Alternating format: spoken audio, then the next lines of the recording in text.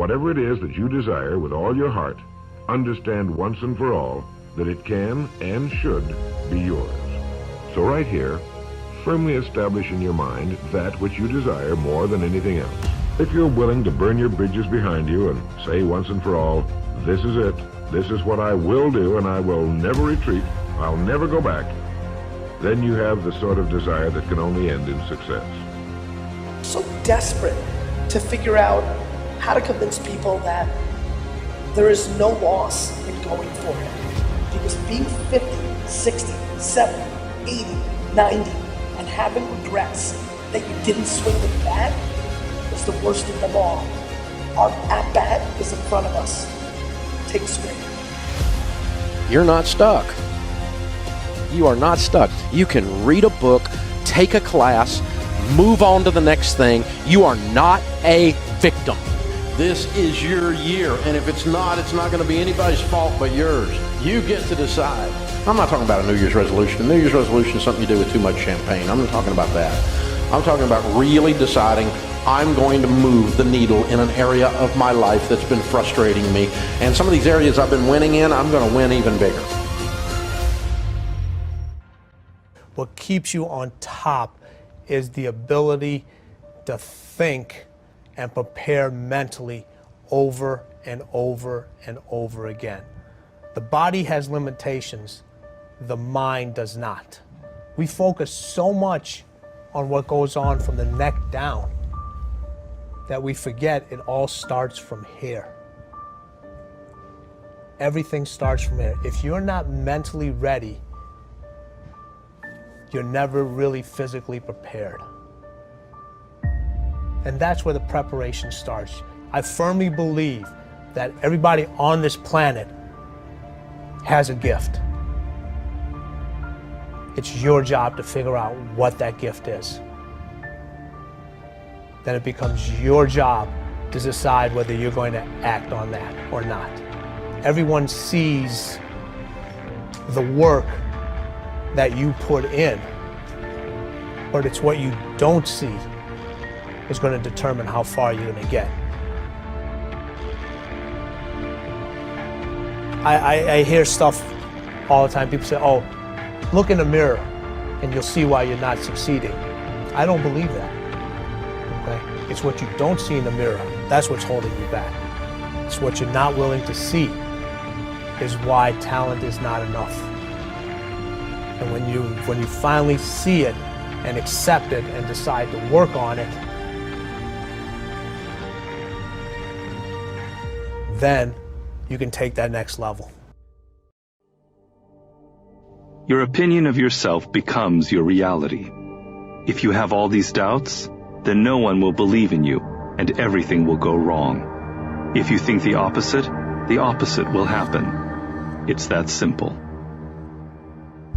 The higher your self-belief, the more your power to transform reality.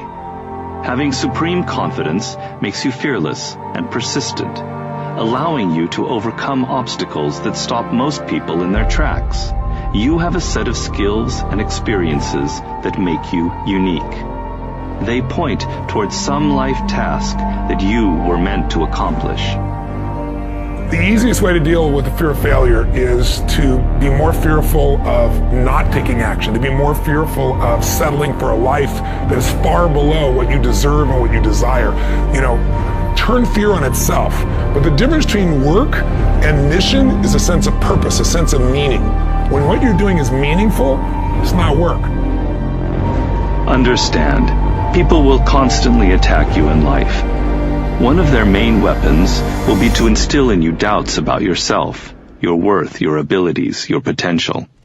They will often disguise this as their objective opinion, but invariably it has a political purpose. They want to keep you down. In every moment of life, you can defy and deny people this power. You do so by maintaining a sense of purpose, a high destiny you are fulfilling. What makes us suffer is our thoughts.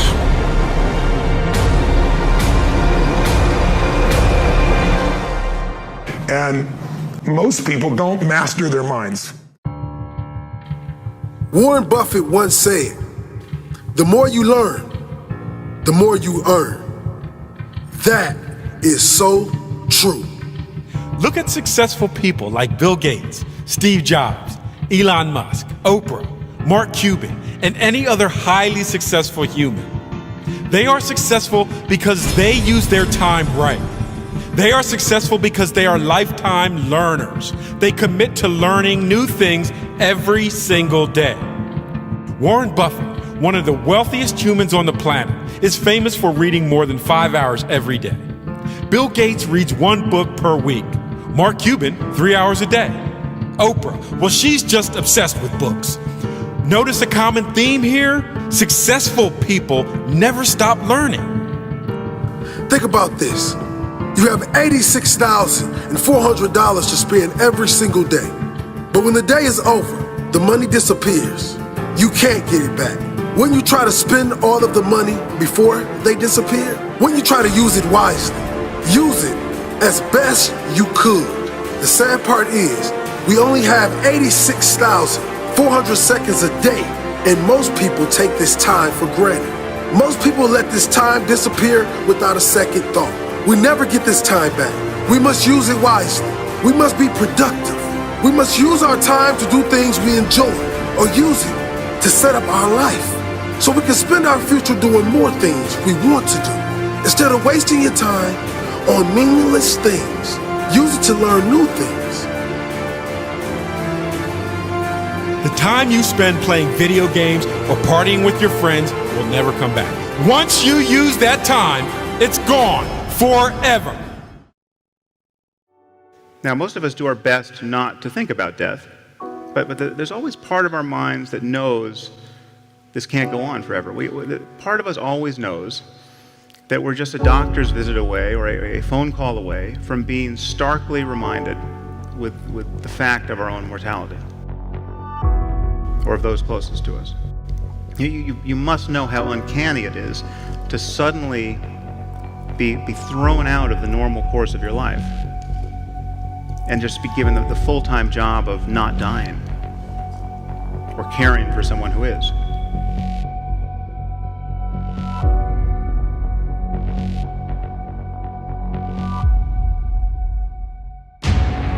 But the one thing people tend to realize at moments like this is that they wasted a lot of time when life was normal. It's not just what they did with their time. It's not just that they spend too much time working or compulsively checking email. It's that they cared about the wrong things. They regret what they cared about. Their attention was bound up in petty concerns. Year after year, when life was normal. We all know this epiphany is coming. Don't you know this is coming? Don't you know that there's going to come a day when you'll be sick or someone close to you will die, and you'll look back on the kinds of things that captured your attention, and you'll think, what was I doing? You know this, and yet if you're like most people, you'll spend most of your time in life tacitly presuming you'll live forever. Nobody gets to be 3 years old forever. People come, people go. You have it today, you lose it tomorrow. Try all you want, but you can't stop it. It happens regardless. And that's it, the real hang-up. You have no control over it. And that's terrifying. You see, growth, that's the authentic, that's the spontaneous nature of growth. It just happens, and sometimes you don't feel prepared for it. You can feel something about to change, but you don't feel prepared. When you don't feel prepared, let me ask you this, what do you whisper to yourself? Can I really do this? Can I really divorce this person? Can I live without them? What have you told yourself because you didn't feel ready?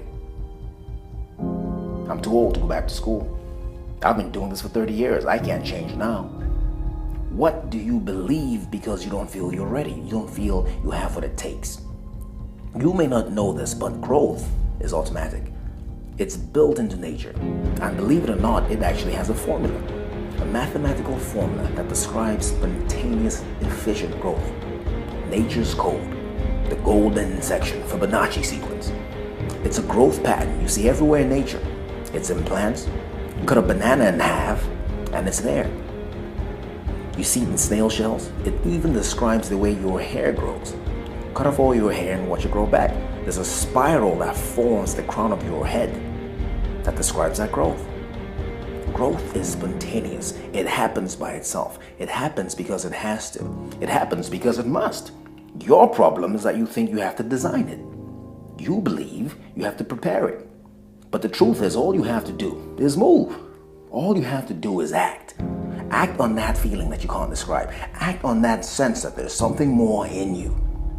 Action is all it takes to grow. You got to set yourself up to win. You got to set yourself up with a process that allows you to consistently grow, consistently enjoy your life, and consistently produce the results that you're really after. Somebody told you that hard work don't pay off. I'm here to tell you, if you work for it, if you're willing to put in that sweat, that blood, and those tears, baby, I'm telling you, you can have what you want, be what you want, do what you want. Are you hearing me? Keep going till you see it. Don't quit. Don't give up. Listen to me. Don't give up. Don't give in. You hang in there. You hang in there, because if you quit right now, you ain't gonna never see it. But if you hold on, everything you dreamed of, everything you envisioned, everything you worked for, it's coming. But you can't quit or give up before you get it. If you work hard, you can't have it. It ain't nothing you can't have. You deserve it. It ain't nothing you can't have if you're willing to work for it. It ain't nothing you can't have if you're willing to persevere, if you're willing to stick in there, if you're willing to stay, if you're willing to fight. It ain't nothing you can't have. Are you hearing what your boy is telling you? It's yours. It's yours. I'm coming. I'm telling you, it's yours. You can have it. It's yours. You can do it. It's yours. You can be it. It's yours. If E.T. can do it, listen to me, anybody can do it. High school dropout, homeless, lived in abandoned buildings, 12 years to get a 4-year degree. If you want it as bad as you want to breathe, if you really, really want it like you say you want it, you can have it. From the moment you open your eyes, you gotta set the tone for the day. And the first question you need to ask yourself is, what am I gonna do to get better today? You see, the great Lao Tzu said, mastering others is strength, but mastering yourself is true power. Now understand this. What you do consistently, you will eventually become. Therefore, your first objective on the road to success is to master and conquer yourself. One by one, you must overcome the daily temptations to stand in the way of your dreams. Now I want you to understand, you have greatness in you. God put it there. But the only way you'll ever be able to access it is by going through the gates of self-discipline. Why don't you stop beating yourself up because you don't perform perfectly all the time, and start accepting yourself because your heart is right? When you live guilty and condemned, feeling wrong on the inside, it only makes you do worse. It takes a mature attitude to say, I am happy with who I am. I know I'm improving. My heart is turned toward God, so I'm not going to beat myself up. I'm going to enjoy where I am while I'm in the process of being changed. But too many people, they go around feeling wrong on the inside. They're so focused on their flaws, their weaknesses, what they're not. They don't like who they are. If you don't like yourself, nobody else is going to like you. You project on others the way you feel about yourself.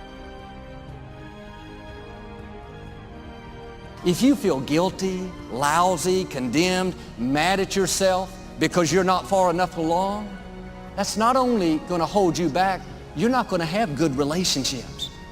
Quit taking inventory of everything that's wrong with you.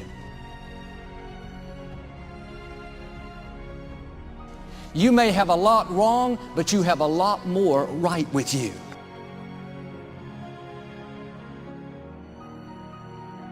You are not a mistake. You have been fearfully and wonderfully made. In fact, when God created you, He stepped back and said, that was good.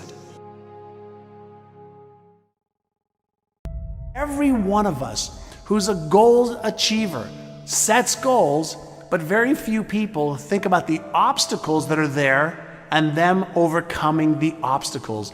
And in order to become an amazing goal achiever, you have to accept the fact that there will be obstacles, but you also have to prime your brain to recognize the obstacles and to teach it that you can overcome it. And you can do that in your mind first, and you back it up with a plan. And guess what? You will start to become a goal achiever instead of just somebody who sets a goal. If you don't like the way your career is or your business is, change it. If you don't like your body, change it. You don't like your relationship, change you first. Because if you change it, you'll bring you to the next one. Maybe it's time to change it too, but change yourself first. If you want to change anything in your life, you have the choice. So there is no right or wrong. I just want to make you aware in this breakthrough session that everything in our life changes the moment we make a decision. And I mean a real decision. A decision is when you cut off any other possibility and you commit to something with everything you've got and you take action. But the big decisions start with little decisions like, what am I going to focus on? Because whatever you focus on, you're going to feel. So instead of sitting in that job for the next 10 years, go do your thing. You've got plenty and plenty of time. People want to know how to stop the laziness, and they want to know how to stop the procrastination. They have some idea in their head, you know, some kind of a vision of what they want to do. But they don't know where to start. They don't know where to start it, you know? They don't know where to start. Where do I start? And when's the best time to start? And I have a very simple answer for that.